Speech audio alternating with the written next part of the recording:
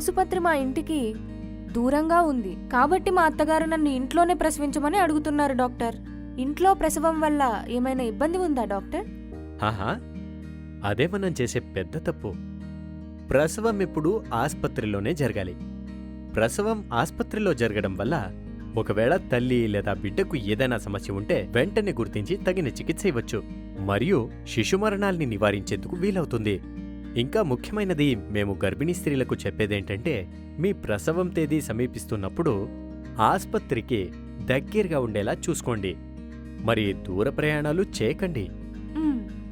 మరి ఆస్పత్రిలో ప్రసవించడం వల్ల ప్రభుత్వం కల్పించే చాలా లాభాలకు మీరు అర్హులవుతారు. మ్మ్.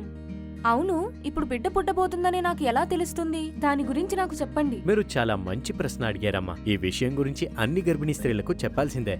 మీరు ప్రసవించేందుకు ముందు సాధారణంగా జరిగే ప్రక్రియలో యోని నుండి ద్రవాలు విడుదలవ్వడం, పొత్తి కడుపులో నొప్పి కనబడడం, ఈ నొప్పి వెనక నుండి పెరుగుతూ పెరుగుతూ ముందుకి ప్రసరిస్తుంది. ఈ లక్షణాలు మొదలైన వెంటనే మీరు ఆస్పత్రికి వెళ్ళాలి. సరే డాక్టర్. ఈ వీడియో చూస్తున్న ప్రజలందరూ దయచేసి ఈ పద్ధతులు ఆచరించి మరియు పాటించమని నేను అభ్యర్థిస్తున్నాను. ధన్యవాదములు.